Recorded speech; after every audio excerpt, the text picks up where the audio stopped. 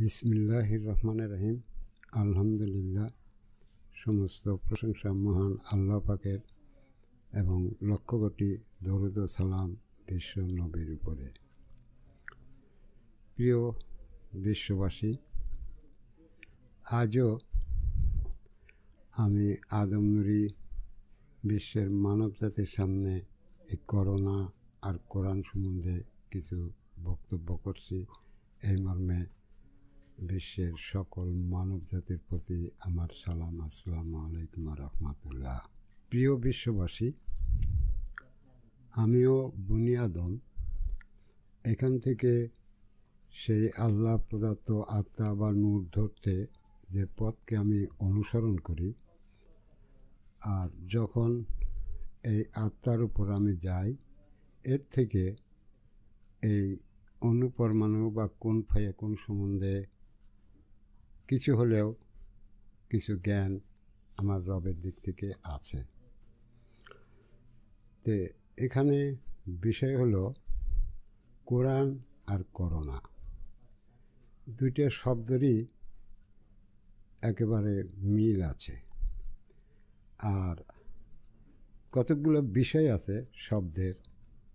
এই শব্দের যে অলঙ্কার, আকার, একার, রস্যকার, এসব বাদ দিয়ে যদি বলতে হয় তাহলে এর নাম হয় করণ। যাই হোক, মূল শব্দ সামনে কয় থেকে যায় বা কাপ থেকে যায়। তে যারা বিজ্ঞানীরা, ইংলিশম্যান, তারা অনুপরমাণু বলেছে, আর কোরআনে কোন ফাইয়া কোন শব্দ ব্যবহার করেছে। কিন্তু এখানে একটা জিনিস আছে প্রিয় বিশ্ববাসী, সেটা হলো ক আর কা। বা কোরআনে দুটি আয়াত আছে যেগুলো এই অনুপরমাণুর কাজে এদের নাম আসে। আমার মনে হয় যদি বিজ্ঞানীরা অ্যারাবিক হতো তাহলে এই ক আর কাকে বুঝত।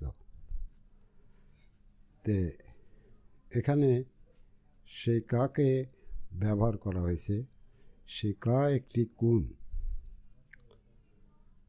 একটি অণু বা পরমাণু, নির্দিষ্ট, জাতীয়ভাবে না, দামভাবে না, নির্দিষ্ট একটি কোণ।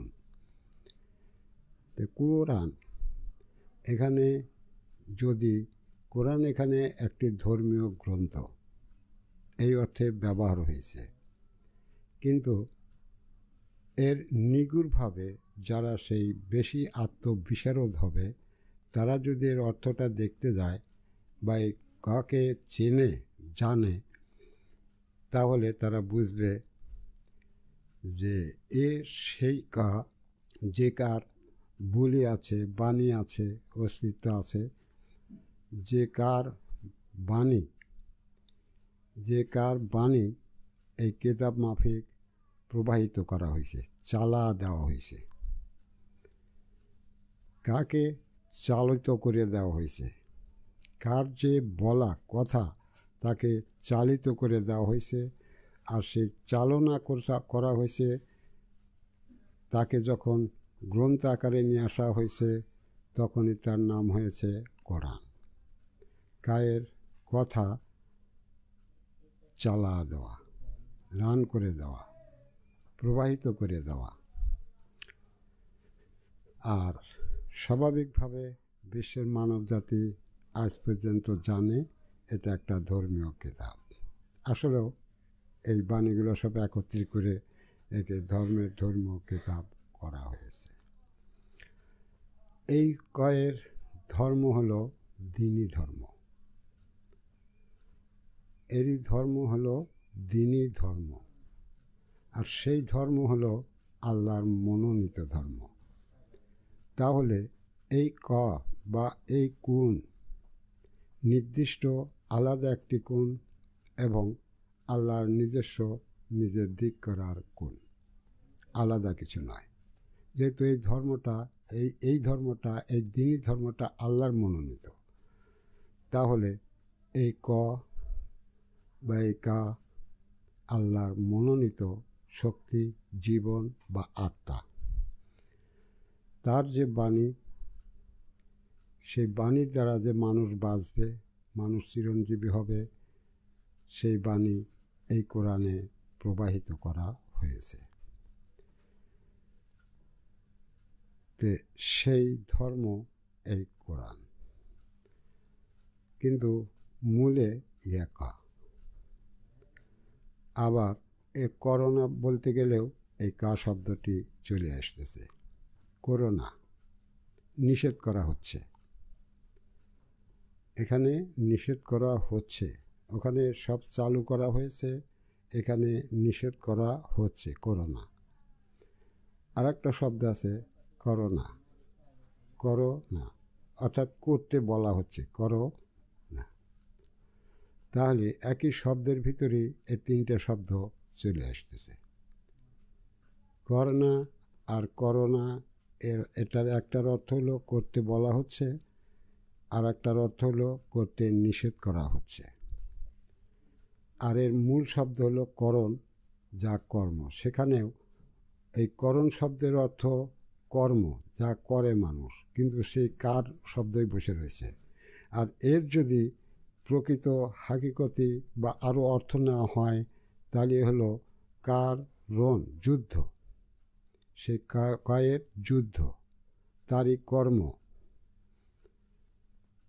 কার রণ, কার যে যুদ্ধ, তারই যে সেই যুদ্ধের যে কর্ম, সেই কর্ম করা। তাহলে এই শব্দগুলো কিন্তু হুবহু অনেক মিল আছে, একই জিনিস থেকে হচ্ছে। এখানেও সেই কাকে নিয়েই রণ আসতেছে, ওখানেও সেই কাকে নিয়েই রান আসতেছে, এখানে সেই কাকে নিয়ে করো আসতেছে, এখানে সেই কাকে নিয়েই করোনা আসতেছে। তাহলে সব কিছুতেই এর একটা মিল এবং এর নিগুড় অর্থ, এটা আমি আদম নূরের তরফ থেকে বিশ্বের মানব জাতিকে জানাচ্ছি।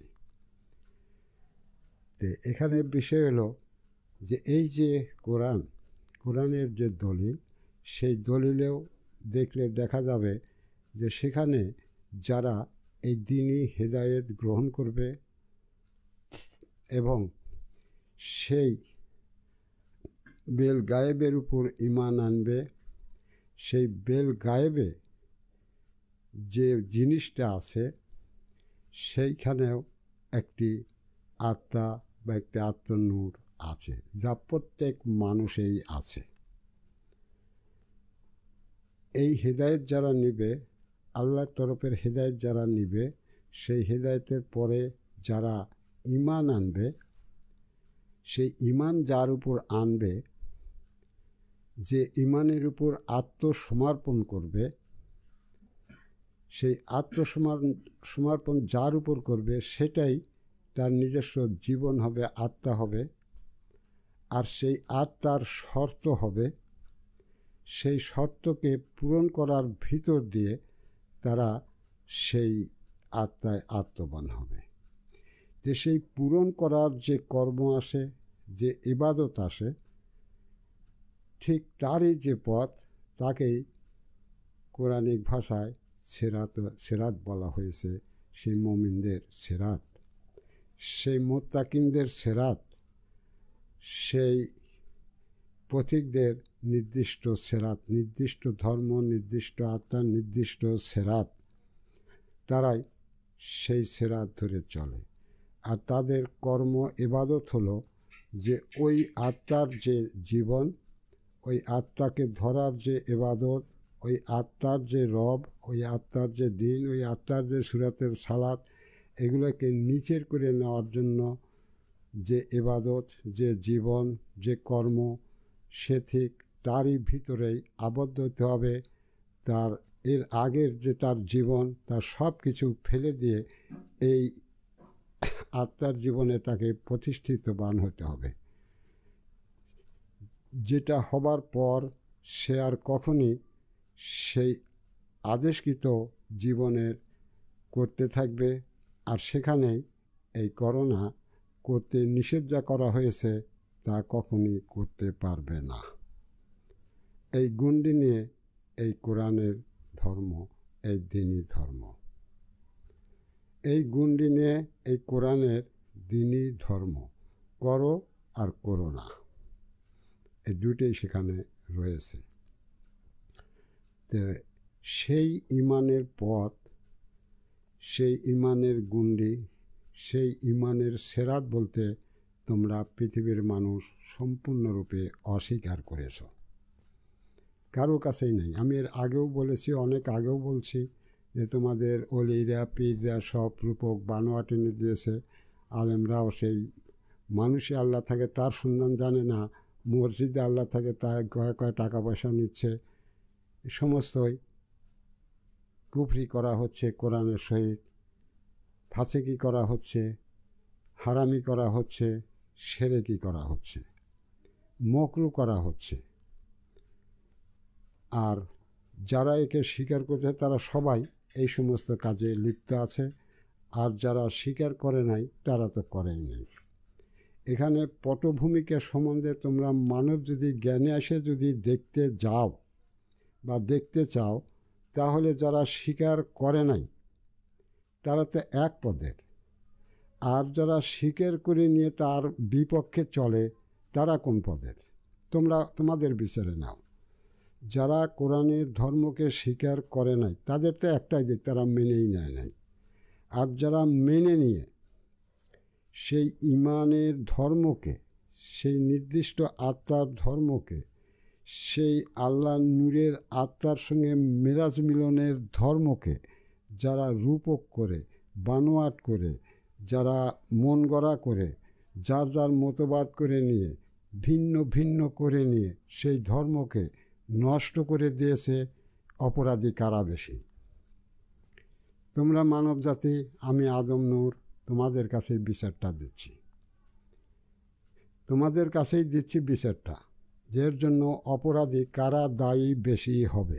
বিচারটাও তোমাদের কাছে, তোমরা দেখো যের জন্য বেশি দায়ীটা কারা।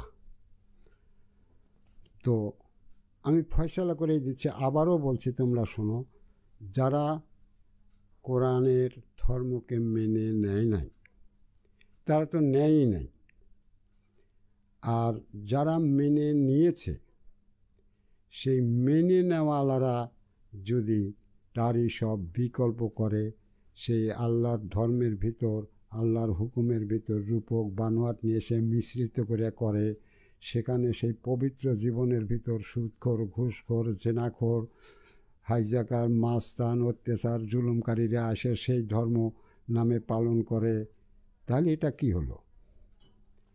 তোমরা মানব জাতি যারা এগুলো করে চলছে তাদেরও বলছি, যারা অস্বীকার করে চলছে তাদেরও বলছি, তোমরা আমলে নাও, বিচারে নাও এবং দেখো যে আসলে যারা এটাকে মেনে নিয়েছিল তারা তার উপরই প্রতিষ্ঠা আছে নাকি, আর সেই প্রতিষ্ঠার জীবন কেমন হবে সেটাও আমি একটু আগেই বললাম। তোমরা দেখো যে তার সঙ্গে এরা মিল আছে কি না।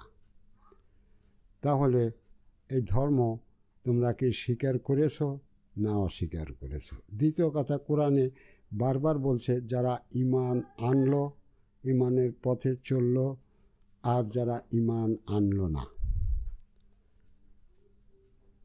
এটাকেও বলতে গিয়ে আমি নবীর সময়কার ঘটনা একটু দেখাই, যে যখন বিশ্বনবী এই ধর্ম প্রথম যে কাজ শুরু করেছিলেন, তখনই এই ঈমান আনা আর যারা ঈমান আনে নাই তাদের ভিতর সম্পূর্ণরূপে বিরোধ ছিল, পৃথক ছিল, আলাদা ছিল। আর এর কারণে অনেক সময় শোনা যায় যে তারা সেই বাপে ঈমান আনে নাই, বেটা আনছে, ফলে দেখা গেছে যে বাপ বেটাতেও যুদ্ধ হয়েছে এই ঈমান আনা আর ঈমান না আনা নিয়ে।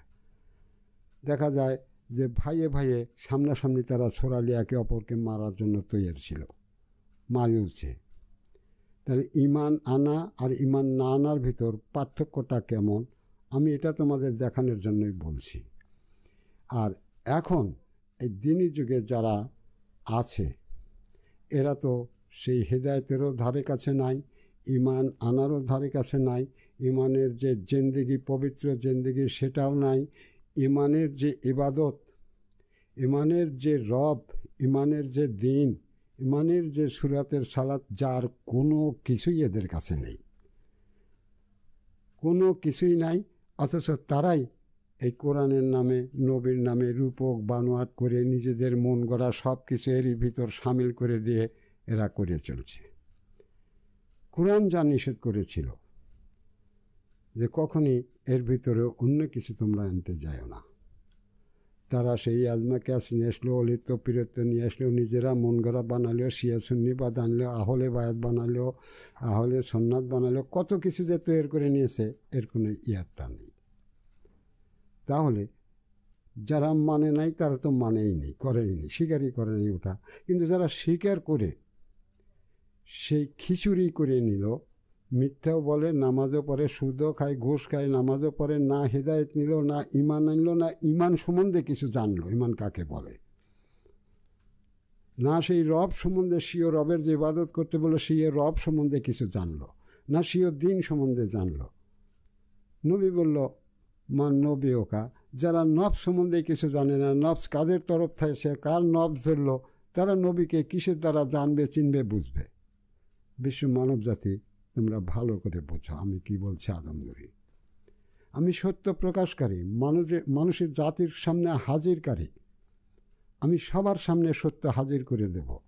যার খুশি সেই ঈমান আনবে, আর ঠিক ঈমান যা তাকে করতে বলে তাই করবে, বাকি সব ফেলে দেবে। যদি তাকে সেই আল্লাহর ধর্ম স্বীকার করতে হয়, আল্লাহর নূরের জীবন কায়েম করতে হয়, তাহলে সেই ঈমান যা তাকে করতে বলে তাই করতে পারবে, নইলে বাকি সব তাকে ফেলে দিতে হবে। দেখো তো এখানে সেই কোরআনের সেই ঈমান আনা মানুষগুলো তা আছে নাকি? কারা ঈমানের দাবি করে?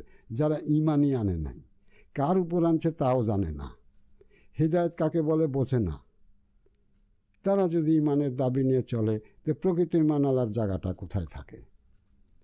কোথায় থাকবে তার? যারা কিছু লোক তাদের ভিতর হয়তো ছিল, যারা সত্যই সেই আল্লাহর মেরাজের জীবন কামনা করে, যারা সত্যই নিজেকে বুঝতে চায়, যারা নিশ্চয়ই তারা নিজেকে নিজে জানতে চায়, চিনতে চায়, আমি কে আর আল্লাহর সঙ্গে আমার সম্পর্ক কি। প্রিয় বিশ্ববাসী, এখানে আমি বলছি যে তোমরা আল্লাহকে মানো, আদমকে মানো না। তোমরা আল্লাহকে মানো, আদমকে মানো না। কোনো নবী অতীতে আদমকে মেনে নেয়, তোমরাও মানো না। কিন্তু আদম বলতে যে কিছু নাই, আল্লাহর নূরেই আদম, এটাও তোমরা স্বীকার করলেও মানো না। অনেকে স্বীকারই করে না, আদম আবার কেটা, আবার স্বীকার করলেও মানো না, স্বীকার করলেও মানো না। কিন্তু সেই আল্লাহর নূরের জীবন যে ধরতে পারে, আদম তো সেই হবে। এখানে কারো কোনো সুপারিশ, কারো কোনো তোষামদি, কারো কোনো দয়া মায়া মহাব্বত কোনো কিছুই খাটবে না। এটা মানব জন্ম। ছুঁই পারো আল্লাহর কাছে যেমন, ওই রাজা বাদশাও ঠিক তেমন। যে ঈমানকে ধরতে পারবে সেই আল্লাহর প্রিয়, বাকি কেউ প্রিয় নয়। যে সেই নূরকে ধরতে পারবে সেই হবে আদমের জাতের শামিল, যে ধরতে পারবে না সে আদম জাতের কেউ নয়। এটা সেই ধর্ম। তোমরা জিজ্ঞাসা করো, যারা এই ধর্ম মেনে নিয়ে তোমাদের উপর ধর্ম চালনা করতেছে, তারা কি সেই আদম নূর ধরে আদম হয়েছে? জন্মগতভাবে তো কারোই এটা করা হয় নাই। কেউ জানতেই পারবে না, কেউ বুঝতেই পারবে না। তাহলে তোমরা কি অস্বীকার করছো, না কোরআনকে স্বীকার করে তা মেনে চলেছ? এটা আমি তোমাদের বুঝে দিচ্ছি। দ্বিতীয় কথা, করোনা যদি কোরআনের ধর্মের পরিপ্রেক্ষিত হয়, যেটা বলা হচ্ছে পৃথিবীতে যে ব্রহ্মা থেকে, আল্লাহ থেকে এই দুর্যোগ আসছে, তো যদি তোমরা এটা মনে করো, তাহলে তোমরা জেনে রাখো যে আল্লাহ পাক নিজের থেকে উপযাচক হয়ে এই মানব জাতিকে ব্যাধি দিয়ে, কষ্ট দিয়ে, দুঃখ দিয়ে মারবে, এটা আল্লাহ পাকের ধরা ছোঁয়ার ভিতরেও নেই। ধরা ছোঁয়ার ভিতরেও নাই। তোমরা তোমাদের মানব জীবন দ্বারা যা কিছু করবে, যদি কিছু আসে তারই প্রতিফল হিসাবে হবে, তার বাইরে কিছু নয়। তোমরা তোমাদের মানব জীবন দ্বারা যাহা করবে, তাহা যদি সৃষ্টির জগৎ বা আবাত্তর বাদখাকের জগৎ বা মানব জগৎকে অতিষ্ঠ করে তোলা হয়, তোমরা মানব জীবন দ্বারা যা করবে তার দরুন যদি তোমরা আবাত্তর বাদখাকের জগৎ, সৃষ্টির জগৎ, মানব জগৎ অতিষ্ঠ করে তোলো, অত্যাচার জুলুমবাজি চালাতে থাকো, অসহ্য হয়ে যায়, সবাই রোনাজারি করতে থাকে সৃষ্টি আবাত্তর বা সেই দুর্বল মানুষগুলো, তাহলে তখন তোমাদের উপর সেই অত্যাচারের ফলস্বরূপ, জুলুমের ফলস্বরূপ, কৃতকর্মের ফলস্বরূপ কোনো বালা আসাটা স্বাভাবিক, কোনো বালাটা স্বাভাবিক।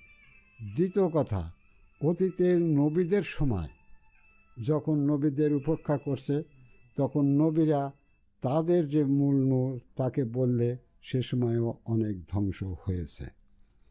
এখন তোমরা যদি মনে করো যে এই কোরআনকে উপেক্ষা করার দরুন এই করোনাই আসছে, কোরআনের থেকেই সেই করোনার আইসা থাকে, তাহলে যদি তাই মনে করো তাহলেও সেটা হবে তোমাদের কৃতকর্মেরই ফল। কৃতকর্মেরই ফল, তোমরা বনি আদম, আর সেই কৃতকর্মের ফলস্বরূপ যখন কোনো গজব বা আযাব নির্ধারণ হয় সেই মানুষের উপরে, তাহলে তাহা সেই আল্লাহ পাকের তরফ থেকেই যদি হয়, তাদের সেই কৃতকর্মের ফলস্বরূপ যদি হয়, তাহলে ওটা নির্ধারিত হয়েই আসে।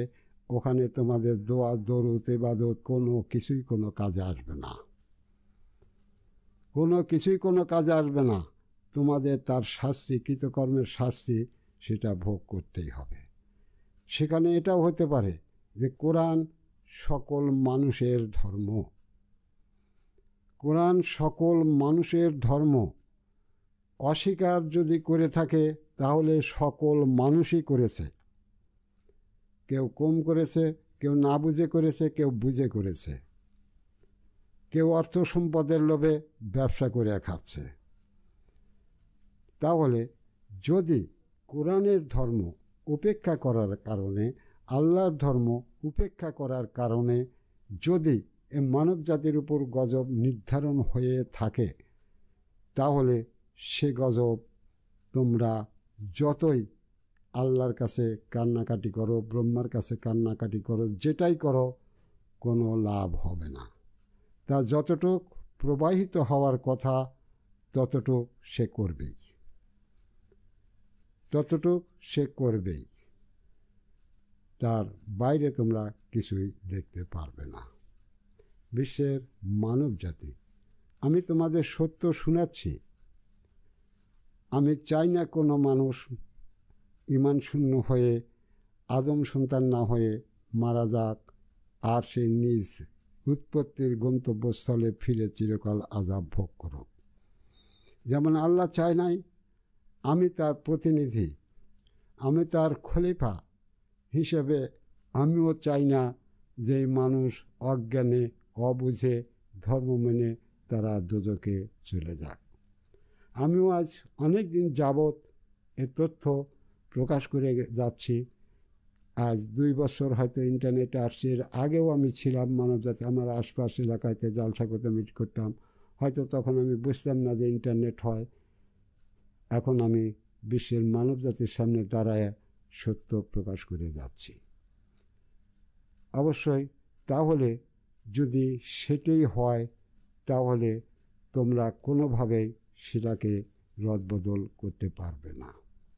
তোমরা যতই চেষ্টা করো, চেষ্টা তো আমাদের করতে হবেই, বাঁচার জন্য তো চেষ্টা সবাই করবে, চেষ্টা করা ভালো, তোমরা করতে থাকো। কিন্তু তোমরা জেনে রাখো যে তোমরা আশ্রয় কার কাছে চাবে। তোমরা মানব জাতি বলো যে তোমরা যে যে মহাবিপদের সম্মুখীন, সমস্ত বিশ্বের মানব জাতি সকল ধর্ম অবলম্বী তোমরা বিপদের সম্মুখীন। তোমাদের কে আছে যে কার কাছে তোমরা সাহায্য প্রার্থী হবে? তোমরা শুধু নামের দেবতা চেনো, নামের নবী রসুল চেনো, নামের অলিপির চিহ্ন, কিন্তু তাদের শর্ত কি আছে? তারা কি আল্লাহর অস্তিত্বের কোনো শর্তবান? তুমি কি বলতে পারবে? বলতে পারবে না। দ্বিতীয় কথা, তোমরা যখন জানিয়েছিলে যে মানুষে আল্লাহ আছে, তোমরা যখন বুঝেছিলে যে মানুষে আল্লাহ থাকে, তখন তোমরা সেই 1400 বৎসরের ভিতরে সেই আল্লাহর আশ্রয়ে জীবন না ধরে, সেই আল্লাহর তরফের জীবন না ধরে, সেই আল্লাহর পছন্দের জীবন না ধরে তোমরা সেই আল্লাহর দেওয়া জীবনও অস্বীকার করলে। তোমাদের আশ্রয়স্থল কোথায়? তোমরা কার কাছে চাবে বলো? তোমরা তো জানো যে মানুষে আল্লাহ আছে। তোমরা সেই আল্লাহর কথা না বলে মসজিদ ঘরকে আল্লাহর ঘর বানা আনিছ, যার কোনো সঞ্জীবতা নেই। কোনো জীবের কথা যে আল্লাহ বলে নাই, কোনো নবী রসুলের কথা নির্দিষ্ট করে বলে নাই, তিনি মানুষে থাকেন। কোনো জাতের কথা যেখানে উল্লেখ নাই, তিনি মানুষে থাকেন। আর সেই মানব জাতি, সেই আল্লাহর ধর্ম, এটাও তারা মনে করল না যে আল্লাহ মানুষে থাকে। আমি তো সেই মানুষ, আমি কি করে চুরি করতে পারি, আমি কিভাবে অসৎ করতে পারি, আমি কিভাবে সে আমার কাছেই থাকে তার ইচ্ছেগুলো আমি অস্বীকার করে অন্য কিছু করতে পারি। সেই আল্লাহ যে মানুষে থাকে, সেই মানুষের কাছে কিভাবে কোরআনের হেদায়েত বাদ দিয়ে তোমরা এই নামে নামের তরিকে নিয়ে আসে অপমানিত করতে পারো? যে আল্লাহর ধর্ম ধরতে, যে বিশ্ব নবী, যিনি এই মানুষে তার নিজ মহরত দিয়ে সব কিছু তুলে দিয়েছে, কিভাবে সেই নবীর তরিকা ভেঙে, নবীর আদর্শ ভেঙে, পীরের নামে, ফেকার নামে, আহলে সুন্নতের নামে এগুলো তোমরা সব করিয়ে নিতে পারলে? তোমরাই গান গাও বিশ্ব নবী সব, আর তোমরা কিভাবে তার সকল কিছু ভেঙে দিয়ে এভাবে তাকে অপমানে ফেলে দিতে পারলে? বলো তোমরা এগুলো সত্য, তোমাদের কাছে এগুলো প্রমাণস্বরূপ সব রয়ে গেছে, করেছো কি না, করতেছো কি না? যদি তোমরা কোরআনের ধর্মের স্বীকৃতি মানো, তাহলে তো তোমাদের প্রথমেই স্বীকার করা লাগছিল যে এই মানুষে আল্লাহ আছে, আমাতেও আছে। তো আমাতে যখন আল্লাহ আছে, তখন আমি কিভাবে মিথ্যাচার করি, আমি কিভাবে সেই আল্লাহর ধর্মে বানোয়াট করি, আমি কিভাবে মানুষের উপর অত্যাচার জুলুম করি, ওই মানুষটার কাছেও তো আল্লাহ ছিল। তুমি যখন জুলুম করো, মানুষটা যখন চিল্লায়, মানুষটার যখন রেজেক কেড়ে নাও, তখন সে দেখে না? বলো মানব জাতি দেখে কি না? তোমরা যখন অ্যাটমিক পাওয়ার তৈরি করে মানুষের উপর ব্যবহার করে, এগুলো কি আল্লাহ দেখে না? সব কিছুই তিনি দেখতে পান। তোমরা সেই আরশ মাওলার আল্লাহকে জানো, চেনা, বোঝো। আর আল্লাহ যখন আদমে আসছিল, তখনও তোমরা অস্বীকার করেছো। এখন তোমার কাছে আল্লাহ, তাও তোমরা অস্বীকার করো। তোমরা সেই মানব জাতি। বলো আমি আদম নুরি সত্য বলে যাচ্ছি না অসত্য বলে যাচ্ছি? এখন আমি আদম নুরি তোমাদেরকে সেই আদম সত্য, আল্লাহর সত্য ধরার জন্য আহ্বান করছি। তোমরা সেখানেও মতবাদ করে চলছো, অপেক্ষা করে চলছো, তা অবজ্ঞা করে চলছ। আর সে মর্মেও যদি হয়ে থাকে ইহা আল্লাহর ধর্ম, আর যদি এটা সে কারণে হয়ে থাকে, আমি আমার রবকে কখনই বলিনি যে এই মানুষের উপরে এমন কিছু আসুক। এটা আল্লাহর নির্ধারিত ধর্ম। আল্লাহ মানুষে আসছেন, মানুষ যাতে সেই আল্লাহর নূরের মিলনের জীবন কায়েম করে আদম হয়, সে কারণে। আর সেই মানব জাতি সেই আরশ মাওলার আল্লাহকে খুঁজতে যায়, তার কাছে প্রার্থনা করতে যায়। নিজের কাছে আল্লাহ থাকে, সেই আল্লাহকে কেউ জানানোর জন্য কেউ কথা বলল না। বলো তাহলে তোমাদের এই কান্নাকাটি, এই রোনাজারি, এই অভাবগ্রস্ত হওয়া, সব কিছু পণ্ড হয়ে যাওয়া, ঘরে আবদ্ধ হওয়া, তার দরুন আশ্রয় তোমরা কার কাছে চাবে? এখন এই ঘরে আবদ্ধ হয়ে যদি তোমার কাছে আল্লাহ চার, আল্লাহ আল্লাহ করো, আর তো আল্লাহ শুনবে না। কারণ যদি বললাম যে যদি আল্লাহ পাকের নির্ধারণ হয়, আর আমি আদমনুর বলছি তোমার কাছে আল্লাহ রয়েছে, এখন যদি ঘুরে বলো যে আল্লাহ আমাকে বাঁচাও, আল্লাহ আমাকে বাঁচাও, এখন শুনবে কিনা সেটাও আল্লাহরই ইচ্ছা। এখন শুনবে কিনা সেটাও আল্লাহর ইচ্ছা। যখন আল্লাহকে মানো নাই, কৃষ্ণ ঠাকুর বাঁচাও, এখন আল্লাহ মানুষে আসার পরও তখন সেই কৃষ্ণের কাছেই তোমরা আশ্রয় চাও, সেই পীরের কাছেই আশ্রয় চাও, সেই অলির কাছেই আশ্রয় চাও, সেই ফেঁকা তত্ত্বের কাছে যা আশ্রয় চাও, সেই রূপক বানোয়াটকারী মতবাদপন্থীদের আলেমদের কাছে তোমরা আশ্রয় চাও। আল্লাহর কাছে আশ্রয় চাবে কি করে? আল্লাহ তো মানুষের কাছেই ছিল, এই আলেমরা শিখালো না? ওই আলেমরা আল্লাহ নূর ধরার পথ দিল না, যেটা বিশ্ব নবী করে গিয়েছিল? বলো, তাহলে তোমরা কার কাছে আশ্রয় চাবে? কার কাছে সাহায্য চাবে? কে আছে তোমাদের? কে আছে? কাকে তোমরা ধর্ম হিসেবে গ্রহণ করে নিয়েছ? আর সেই ধর্মদাতা তোমাদের কি দিয়েছে, কি ধরতে দিয়েছে, কাকে অবলম্বন করতে দিয়েছে যে তার কাছে আশ্রয় চাবে, হেফাজত চাবে? আর সেটা কি আল্লাহর মনোনীত ছিল, আল্লাহর ইচ্ছে ছিল? তোমরা কি সেই মানব জীবনে থাকো, তখন কি আল্লাহর ইচ্ছেগুলো, সেই কোরআনের উপর, ধর্মের উপর ঈমান এনে সেই কোরআনের ইচ্ছেগুলো, আল্লাহর ইচ্ছেগুলো, তার নিষেধগুলো পূরণ করে কি জীবনে চলছ? বলো। যেমন তোমাদের আলেমরা আজ তো কোরআন দিয়ে বানাইছে কালেকশনি জালসার কিতাব। আজ কোরআন হলো কালেকশনি জালসার কিতাব। কোরআন তো মানুষকে ইমানি ধরার রাস্তার পথ বন্ধ। এখন তো কালেকশনি জালসার কিতাব। ও তো এখন মসজিদে মসজিদে টাকা তোলার কিতাব। ও তো মাদ্রাসা টাকা তোলার কিতাব। ও তার ইমানের কিতাব বলে তোমাদের কাছে নেই। তোমরা কার কাছে আশ্রয় চাবে? কোন নবীর কাছে চাবে? যে নবীর তরিকা ভেঙে, যে নবীর একাত্মবাদ ভেঙে পীরের নামে তরিকা চালাও, নবীর নাম ফেলে দাও, সে নবীর কাছে আশ্রয় চাবে। চাও, যদি নবী দেন। আমি সত্যটা তুলে ধরছি। আমার কাজ মানবের সত্য তুলে ধরা, ধর্মীয় সত্য মানব জাতির কাছ প্রকাশ করে দেওয়া। আমি তাই প্রকাশ করে যাচ্ছি। আমি সত্য প্রকাশ করে যাচ্ছি বিশ্বের মানব জাতি। যদি নবী শোনে তাকে এমন অপমান করার পরও, তাহলে শুনুক, আমার কিচ্ছু যায় আসে না। শুনুক। যদি আল্লাহ শোনে, আমি বলছি, আবারও বলছি, আল্লাহ প্রত্যেকটা মানুষে আছে। কিন্তু আমি বলছি আছে, আল্লাহ নিজেও বলছে, কোরআনে বলছে যে আমি মানুষে আছি। আমিও বলছি, সেই আল্লাহকে ফেলে দিয়ে তোমরা ব্রহ্মার ইবাদত করতে গেছো, সেই আরশ মহল্লার আল্লাহকে ডাকতে গেছো, তোমরা শিব ঠাকুরের ইবাদত করতে গেছো, তোমরা ঈশার ইবাদত করতে গেছো, বৌদ্ধের ইবাদত করতে গেছো। আল্লাহ যে মানুষে আছে তোমাদের কোনোদিন মনেই আসে নাই। যারাই কোরআনের আলেম হয়েছে তাদেরও মনে আসে নাই। তারা মসজিদ বানাইছে আল্লাহর ঘর। আল্লাহ মসজিদে থাকে, মানুষে থাকে না। কুফরির বহু দিক আছে মানব জাতি। আমি যদিও লেখাপড়া না জানি, কিন্তু আমি আদম নূর, আমি বুঝি কুফরি কাকে বলে, কারা কুফরি করেছে, কারা কুফরি এনে এই মানুষকে মানতে দিয়েছে, যারা মানুষকে নবীর তরিকহীন করে দিয়েছে। আমি ভালো করে বুঝি বিশ্বের মানব জাতি। কারা নবীর নামে অনেক হাদিস বানা মানুষকে বুঝাচ্ছে, আর নবীর সত্যগুলি কেউ নিতে চায় না।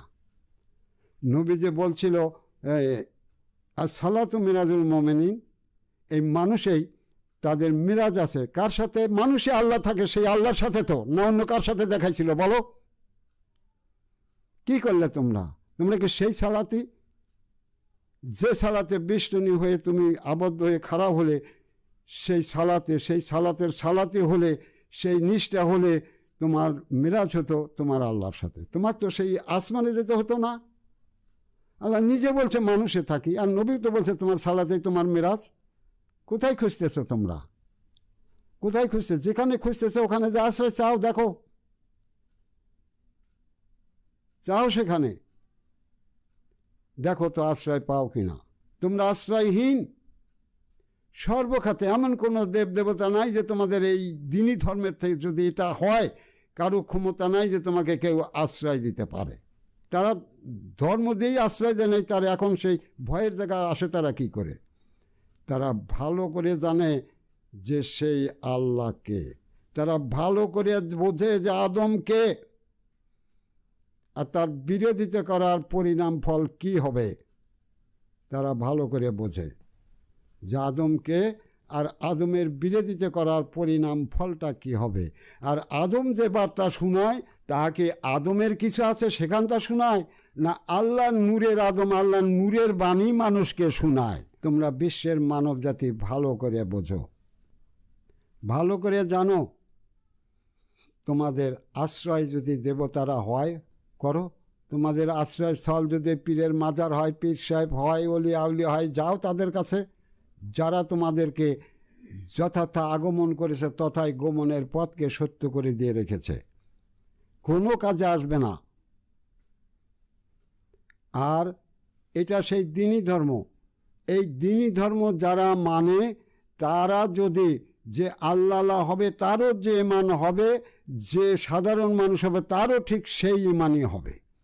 অর্থাৎ মানব জন্ম পেতে, তার উপমা স্বরূপ আমি বলছি, মানব জন্ম পেতে রাজা যে নফস পেয়ে মানব হয়েছিল, ওই সুইপারও ঠিক ওই নফস পেয়েই মানব হয়েছে, বিকল্প কিছু নেই। তেমনি এখান থেকে যদি আল্লাহর মিলনের জীবন নিয়ে যেতে হয়, যারা সেই জীবন ধরবে তাদের প্রত্যেকটা মানুষের জীবন তত্ত্ব এক, কোনো পৃথক নাই। যে পিসাবি ধরছে আর মুরিদের নাই, মুরিদ অন্যটা ধরছে, এর কোনো বিকল্প নাই। তারা সব মিথ্যাচার করেছে, সবাই মিথ্যাচার করেছে। এ ধর্ম আল্লাহর নূরের মিলনের জীবন কামাই করার ধর্ম। যে করবে সে চিরকালের জন্য আদম হবে, যে করবে না এখানটা চিরকালের জন্য যথাযথ আগমন করেছে তথায় গমন করবে। অতএব কোরআন করোনা যদি একই হয়, তার পরিণাম ফল অবশ্যই কোথায়ও আশ্রয় তোমরা খুঁজে পাবে না। আর যে আশ্রয়, কোরআন এটাও স্পষ্ট বলছিল, তারা যদি চায়, যে চায় সে তার রবের কাছে আশ্রয় করে নিক, তার রবের কাছে আশ্রয় করে নিক। তোমরা কি নিয়েছো সে আশ্রয়? তোমরা কি তাকে মানো? মুখে যতই গল্প দাও, মুখে যতই ওয়াজ নসিহত করো, মুখে যতই মানুষকে বুঝাও, কিন্তু প্রকৃত কি তোমরা স্বীয় রবের ধর্ম মানো? আছে কি? তোমরা কি হিদায়াত নিয়েছো? তোমরা কি ঈমান এনেছো যে তোমাদের সরব থাকবে? সরব ছাড়া কোনো ইবাদত আল্লাহর কাছে গ্রহণ হয় না। যত সময় তুমি সেই বেল গায়েবের আত্মার উপরে, নফসের উপরে ঈমান না আনবে আর সেই আত্মার রব দ্বারা ইবাদত না করবে, তত সময় তোমার ইবাদত গ্রহণযোগ্য হবে না, তুমি কেউ না। ইহা সেই দ্বীনি ধর্ম, তার আভ্যন্তরীণ, তার প্রকাশ, তার হাকিকত সব কিছু খুলে দিয়ে আমি আদম নুরি বিশ্বের মানব জাতির কাছে বক্তব্য করছি। কারো ক্ষমতা নাই তার বিকল্প করে। অতএব তোমরা জেনে রাখো, তারপরেও আমি বলছি যে তোমরা যদি আশ্রয় পেতে চাও, বাঁচতে চাও, রক্ষা পেতে চাও, তোমরা সকল অসতের জীবন, যদিও তোমাদের বিপদ কাটার পর আদম নূরের কাছে এসে সেই হেদায়েত নিতে হবে, ঈমান আনতে হবে, ইহা অবশ্যই সত্য। নতুবা তোমরা আদম জাতে হয়ে আল্লাহর নূরের মিলনের জীবন কামাই করতে পারবে না, ইহাও সত্য। তারপরেও আমি বলছি, আমি আদম নূরি, তোমরা যেই হও না কেন তবু আদম সুরাতের সালাদ ধরে আছো। সেই হিসাবে আমি তোমাদের এতটুক বলতে পারি যে আল্লাহ তোমাদের কাছে আছে। তোমরা তোমাদের বিপদ থেকে উদ্ধার পাওয়ার জন্য কাঁদতে থাকো। যদি তিনি দয়া করেন তাহলে বিপদ থেকে উদ্ধার পেতেও পারো। যদিও নির্ধারণ হয়ে আসে থাকে, তারপরেও যার তরফ থেকে আসে তার কাছেই তোমরা, তোমার কাছেই আসে, তাকে সঙ্গে নিয়ে তোমরা ইবাদত করো, তার কাছেই আশ্রয় চাও, কাঁদতে থাকো যে আমরা ভুল করেছি, অন্যায় করেছি, সমস্ত অন্যায়ের জীবন পরিহার করলাম। সব কিছু ওয়াদা ভিত্তিতে, একরারের ভিত্তিতে তোমরা যদি সেই রবের কাছে, সেই আল্লাহর কাছে, শিও আল্লাহর কাছে কাঁদতে থাকো, সাহায্য চাইতে থাকো, হয়তো যদি তিনি শোনেন তাহলে বেঁচে যাবে, তাহলে বাঁচতে পারো। এছাড়া আমি আদম নূরি আমার জ্ঞানবশত ভালো কিছু আর মানব জাতির কাছে পোষা দেওয়ার কিছু নেই। তাই আমি আবার এই কথাটা বলে আমি শেষ করছি যে তোমরা এখনও জীবনে আছো, ভুল করেছো, অত্যাচার জুলুমের জীবন, ঘুষের জীবন, সুদের জীবন, অন্যায়ের জীবন বা আবাতর বাদ খাকের জীবন বা সৃষ্টির জীবনের অত্যাচার জুলুম যা কিছু করেছো, সমস্ত জীবন থেকে নিজেকে পরিহার করে সেই অনুশোচনা জীবন নিয়ে অনুশোচনার অনলে দগ্ধ হয়ে, যদি আমি আদম নূর হিসেবেই বলছি, যাকে তোমরা চিনতে না জানতে না তাতেই বলছি, দগ্ধ হতে থাকো আর সিও আল্লাহর কাছে আর্জি করতে থাকো যে আল্লাহ হেফাজত করো, তেনার দয়া হলে অবশ্যই তোমরা বেঁচে যেতে পারো। এ বলে আজকের বক্তব্য আমি এখানে সমাপ্তি করছি। সুবহানাল্লাহি বিহামদিহি, সুবহানাল্লাহ আযীম। আসসালামু আলাইকুম ওয়া রাহমাতুল্লাহ।